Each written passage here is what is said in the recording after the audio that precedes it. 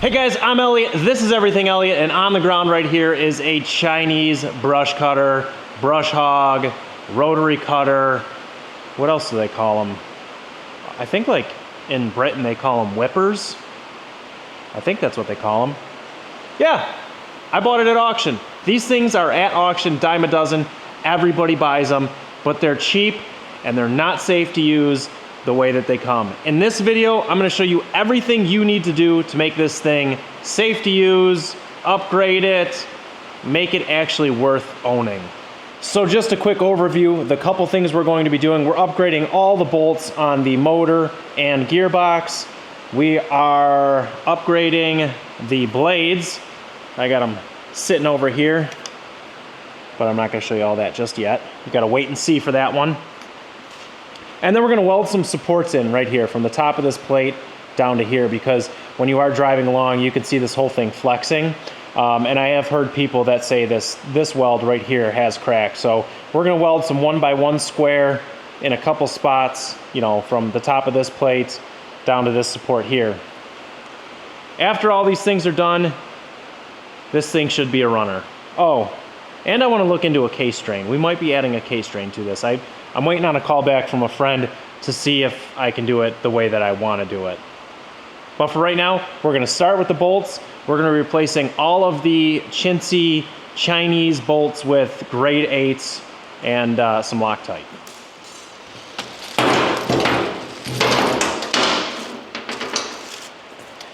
There you go. So step one is going to be get some grade 8 bolts. We've got them right here. I also got lock washers and JB Weld. So to replace all of these cheap bolts that are on this thing already, and with the JB, or the, did I call it JB Weld? Yeah, it is JB Weld, but it is thread locker. $38. So $38 from Tractor Supply to buy all this grade 8 stuff, and we'll replace all the cheap bolts on here. Now, the only ones I can do by myself are gonna be the ones that mount the motor, and then the rest of them I have to lift it, and I have to get a helper because one person needs to be underneath, one person needs to be on top, if that makes sense.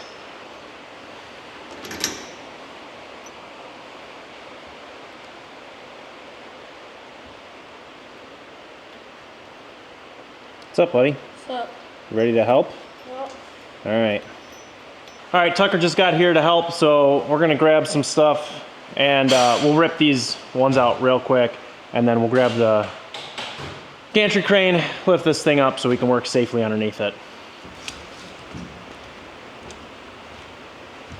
Are you just stripping it? No. I think you are. Yeah. Yeah, don't do that. Don't strip it. That's not good.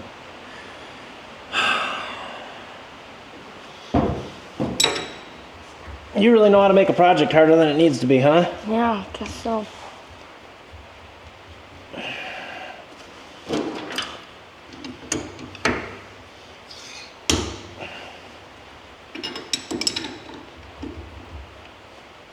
I was just thinking, because are you switching them because it could snap or something? I'm switching them because these are higher quality bolts than these are. Yep. Does that make sense? Yep. Okay. All right, maybe we're gonna have to leave that bottom one. I'm not gonna be able to get that off there without taking this whole mount out. We'll do the top 3, and hopefully that bottom one will just hold on for dear life, I guess. There's no way for me to get a wrench down in there. All right, so we've got these 3 replaced here. We're gonna leave the bottom one because I just can't get a wrench on the backside underneath here without disassembling this entire thing. So it's staying the way it is for the bottom one. These top 3 will pick up the slack for the cheap bolt on the bottom. The next thing we need to do is we need to get everything cleaned up because we're gonna lift this thing in the air. All right, up she goes. You should probably get off of it. Yeah, that would make sense.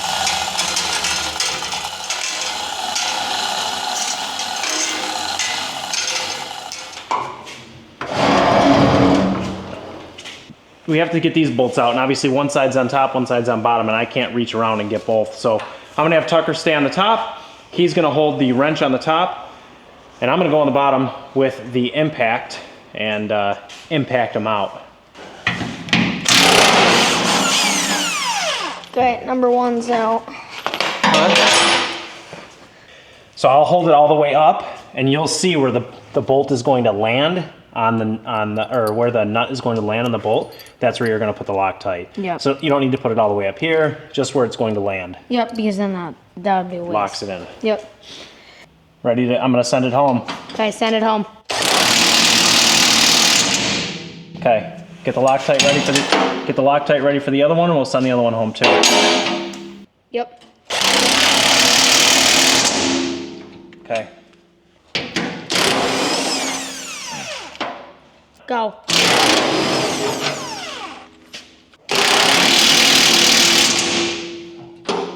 Yep. Okay, now you got to switch back to the 3/4 wrench.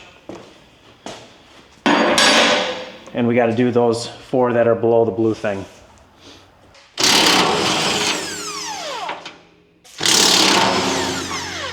Yep. Okay.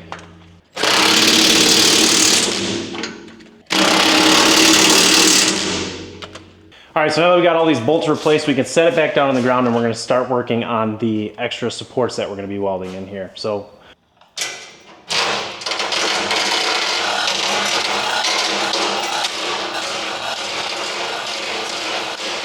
All right, so Tucker asked me, what do I mean by the supports? So I explained to you guys, we're just going to be welding in a bar from here down to here.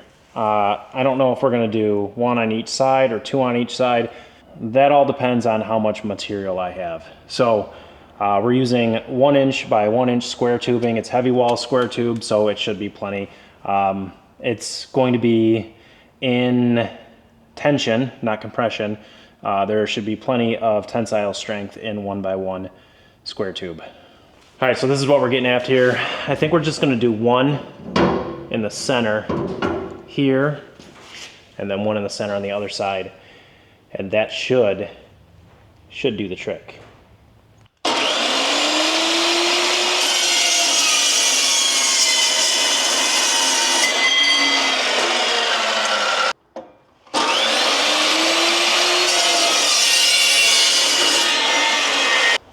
That's gonna look something like that. That'll work. Yep.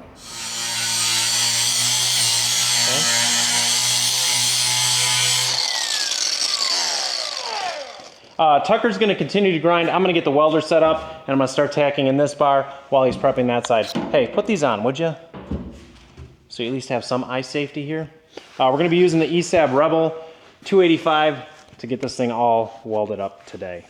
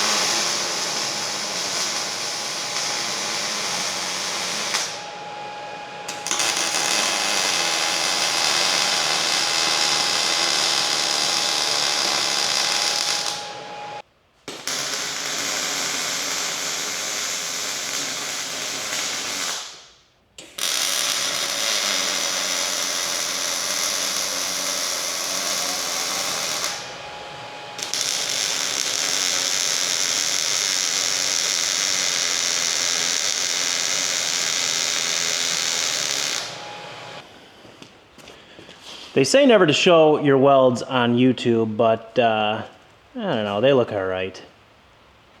So now that we have the supports in, we are getting closer to being done. The only thing we have left to do is to mount the stump jumper and the new blades. Unfortunately, my bolt blades are not in yet, so we're gonna have to wait a couple days.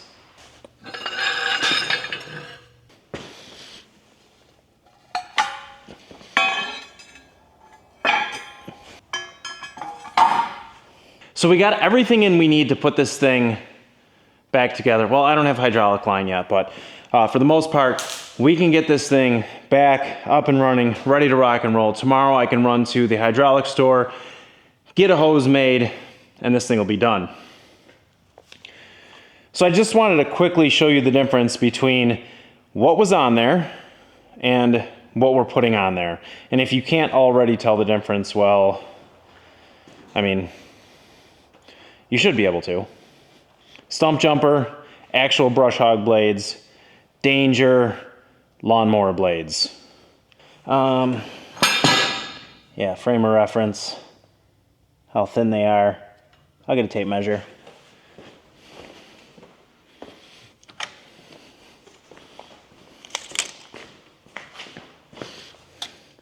All right, so we're looking at roughly, oh, I don't know, maybe 1/4 inch material?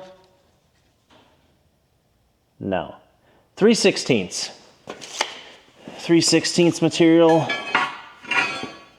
versus, well, that's all a 1/2 inch, at least. But this is also a stump jumper, so when you hit something, it's not going to, well, likely break something.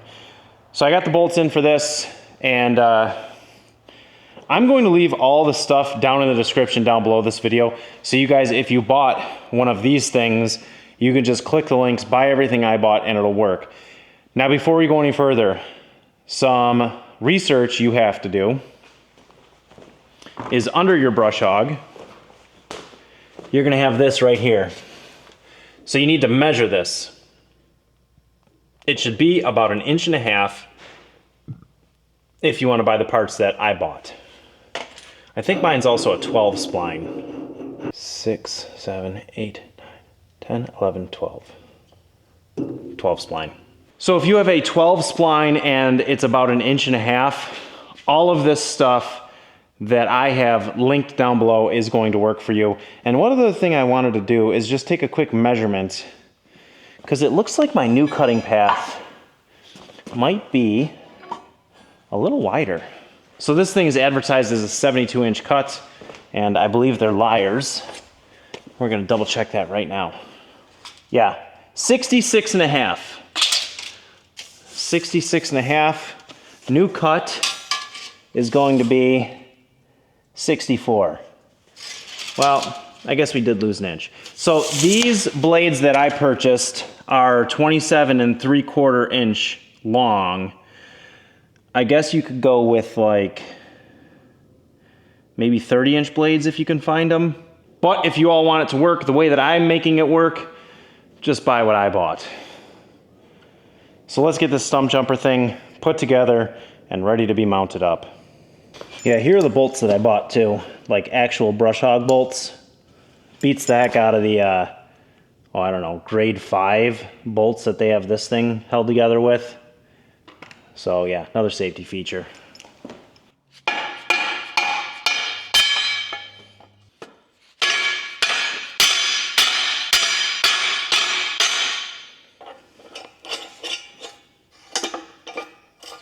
All right, now we're gonna tighten these down with the impact. All right, so these are probably metric, but my 1 3/4 fits on here loosely. Should be enough to send it home without stripping it. I'm gonna grab the big impact. Since I don't want these to come off, I want them nice and tight. I'm gonna send them home with the big impact.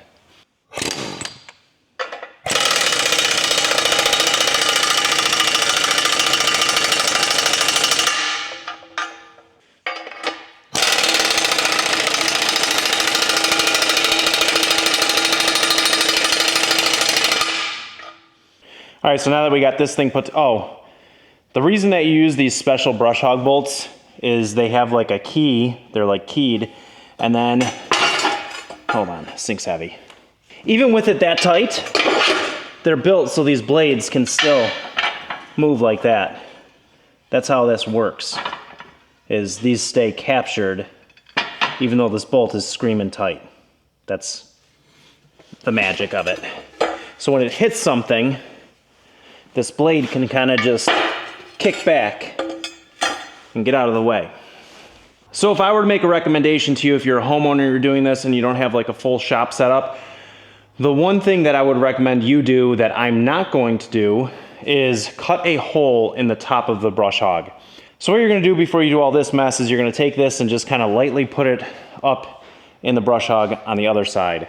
Obviously, no blades on there yet. So with it mounted up in here, what you're then going to do is you're gonna find where that bolt that holds the blade meets somewhere in here, here, anywhere around this circle, and drill a hole. Now you have to be careful that it doesn't interfere with anything out here, and the reason that I'm not doing it on my specific machine, the only place that it wouldn't interfere with anything is right here. It hits this crossbar, it hits that crossbar, hits that crossbar, so the only place I could put it would be right there. Now that wouldn't be that bad. You'd be able to get a wrench in there and kind of break those bolts loose. That's the point of doing it, to be able to change your blades off without taking the entire stump jumper off. But I like making my life difficult, so I'm not going to do that. Actually, I'm kind of concerned with the stuff I'm going to be doing with this. I'm concerned about debris coming up through that hole and into this gear set or this chain set here. So I'm not doing it. And if we ever have to change the blades, we're just gonna have to pull that whole stump jumper off there. Really not that big of a deal. I've done a bunch of them before. They fight you. You get a 20-ton jack, tie some chains to it, and step back. But now it's time for us to get this thing mounted underneath there, and we are one step closer to being done. Now before I go any further, I'm actually going to grease this for the simple fact of trying to keep rust off of it. These splines will rust, and this is a taper fit, so I'm putting grease on here in hopes that the grease will stay, prevent rust, and then it won't be as hard to get off if I need it to be. Most of this will probably press out, but that's okay. And then some of you are going to say, it's just going to collect dust. Yeah, you're probably right.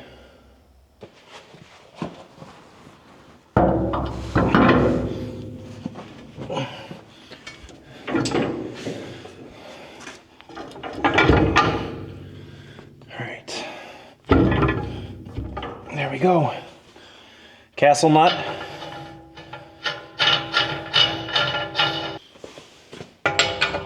.38mm if you're wondering. Cover your ears.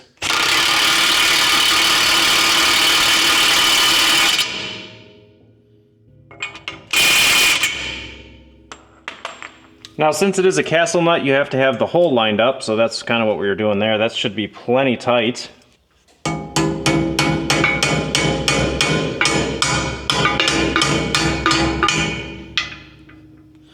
Nope, that doesn't want to go.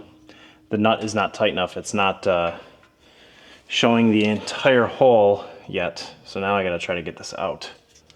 All right, I'm gonna grab the big impact. We'll see if we can get another rotation or two out of this thing to open this hole up a little more.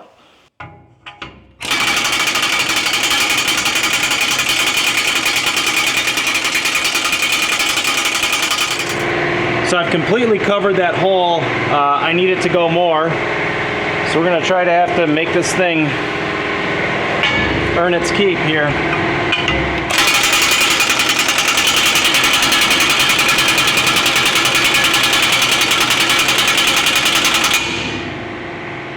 A little more. There we go.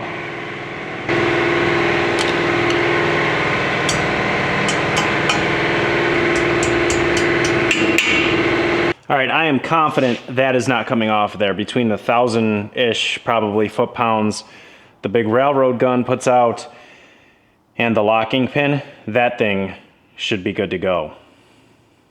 So now do you see what I mean about drilling that hole on top here? So to get to these bolts, either I'm gonna have to put like a wrench in here, which would be difficult to do, or just guess where that hole is gonna be and cut one out eventually.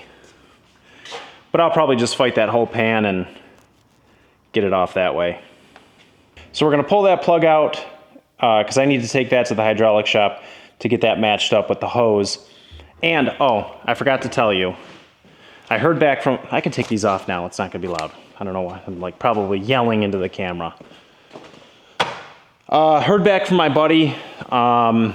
My buddy is actually Andrew Easton from Easton Made Log Splitters. He knows a thing or two about a thing or two when it comes to hydraulics. So I texted him the picture and said, hey, I'm thinking about taking this plug out, making that a case drain, and I want to take off that crossover valve that's in the middle of the two hydraulic lines. Can I do that? So I thought a case drain is what allows the fluid to kind of free spool as the motor spins down. Apparently I'm wrong. So we will add a case drain, but we are going to leave that crossover valve that's in it because Andrew told me to. So that's why we're going to do it. Before we do that, another mistake a lot of people make when they buy these things is they don't fill the gearbox with oil. So we're going to fill that thing with some gear oil right now so we know it's done and it's ready to rock and roll. 80-90 weight gear oil should work fine. I think that's what I have laying around here, so that's what's going in it. So there's a 6mm Allen key right here in the bottom to pull out. We need to pull that out because that's going to be our level gauge kind of thing. And obviously we need to pull the top off so we have a place to fill it.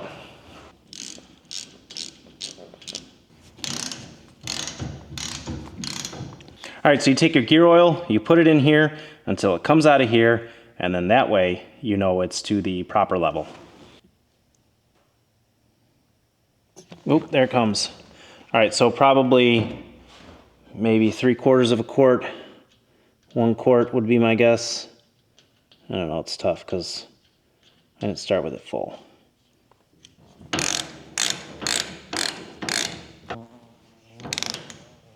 Get out of here, you bee. Ah! I'm allergic to bees if you didn't know. Where did he go? That would make for a bad day if I got stung by a bee in my shop. Sorry, I just screamed like a girl.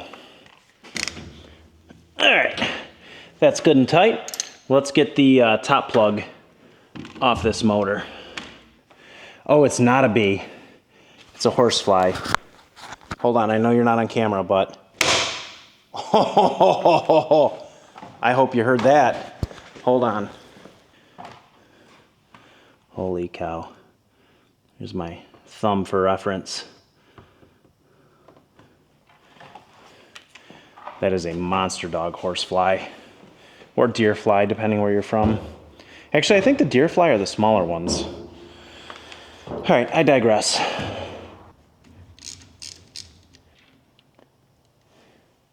All right, so I guess I need to go to the hydraulic shop and just say, hey, I need this thread on one end, and then my fitting for the ASV on the other end. And I think while we're down here, we're gonna just check all of these hose fittings, because I had a buddy that had one of these one time and said that a lot of these fittings were loose. So we're just gonna check a couple of them. If a couple of them are tight, then we're just gonna go ahead and say that they're probably all tight. I'm gonna set this hand tight in there for right now so no debris falls in there.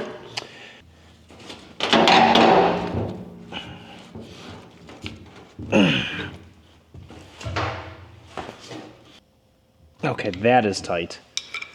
That is also very tight.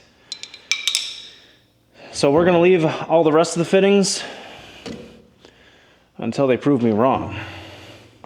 Well, we got the hydraulic hose made. It was $140, which is wild, but hey, here we are. So we've got the case drain ready.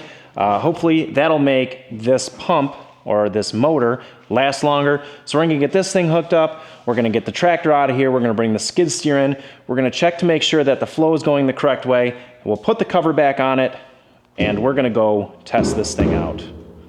Got my little helper in here with me today. I left you out here. You what? I left you out of here. You left me out of here? Theo. Oh, you let Theo out of the shop. Okay, that's good. All right. Let's, here, can you go over to the other side, please? Why? Because we're gonna put this hydraulic hose on this blue motor right there, okay? The one that we just bought.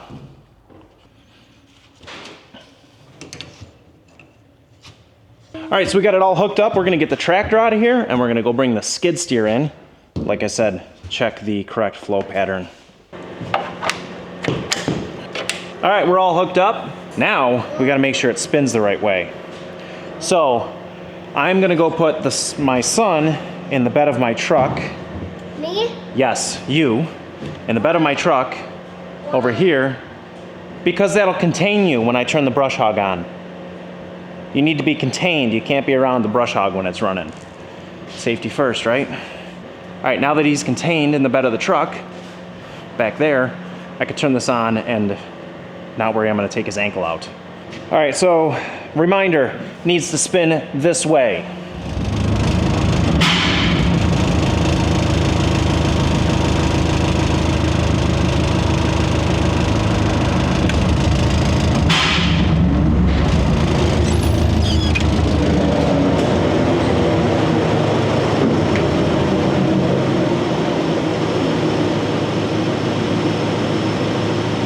All right, it's spinning the wrong way. Maybe this valve is the wrong way. I think that's what it probably is. So we're gonna have to take this valve off and put it this way. So off camera, I'm gonna do that quick because it's easier to film when my son's around. Because I don't love him on YouTube, at least his face, you know, I don't mind the back of his head and stuff, but he's gonna be wanting to help me. So I'm gonna do that quick, flip that valve, see if that gets us spinning the correct way. All right, so we got the hose, that little valve, we got that switched. So now we're gonna test it again and see if it spins the correct way.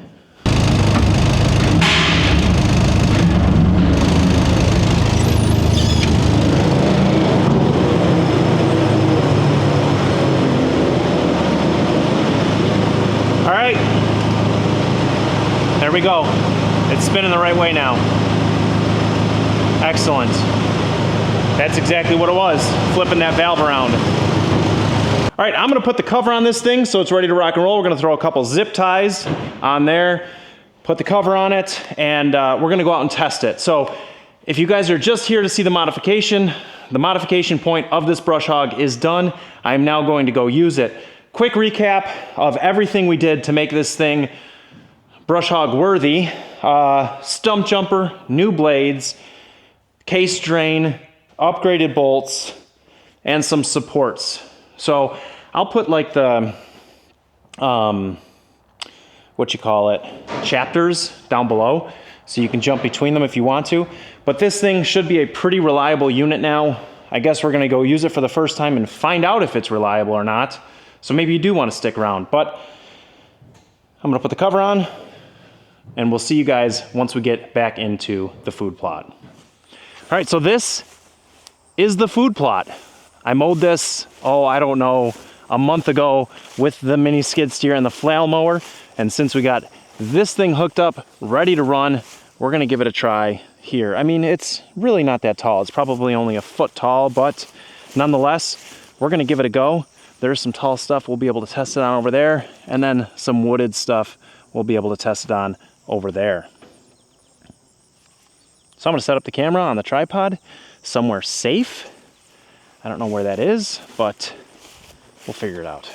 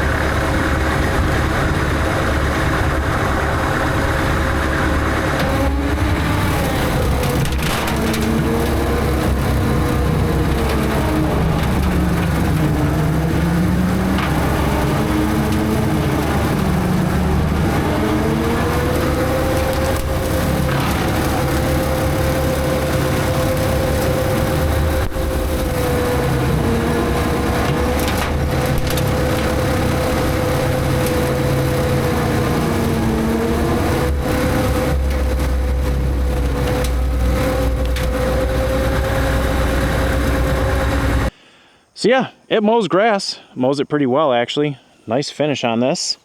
Mows thick grass over there. We mowed the trail through there, and we got into some brush over there.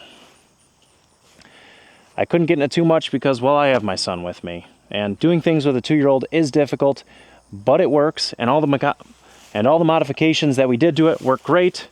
So, if you have one of these, make sure you do the stuff we did in this video before you use it. Otherwise, you're just asking for trouble. So, that's going to be it for this one, guys. My son has left. I need to go catch up with him. Until the next video, I hope you guys have a great day, and share this with somebody that might enjoy this. Take it easy.